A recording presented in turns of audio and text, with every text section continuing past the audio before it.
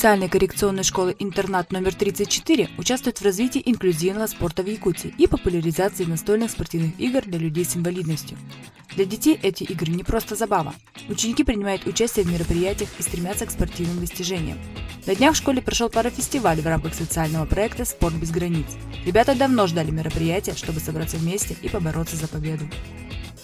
На парафестивале ученики соревновались по играм новус, шаффлборд, корнхолл, кульбута и джакола.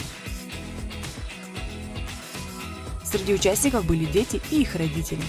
В других регионах страны настольные спортивные игры очень популярны. Существуют федерации, которые поддерживают людей с инвалидностью в данном виде спорта и оказывают поддержку в участии в соревнованиях на международном уровне. В Якутии эта дисциплина пока развивается. Отрадно, что в внедрении инклюзивных видов спорта активно участвуют дети. Сегодня в 34-й школе проходит фестиваль «Спорт без границ». В этом фестивале играют все ученики школы номер 34. Из всех игр мне понравился больше Хорт-Хоус. Мне нравится сегодня больше всего джакола, потому что легко и можно быстренько пробить там в дырке, там.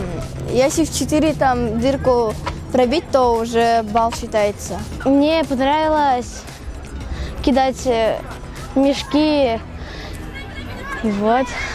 Каждый раз у нас проходит спорт без границ, каждый год. И сегодня все соревнуются и играют в игры. Больше всех мне понравилась вот эта вот игра, потому что в ней я как-то больше начинаю играю. Я в ней уже много раз в нее играла, и из-за этого она мне понравилась. Спорт без границ уже второй год проводится.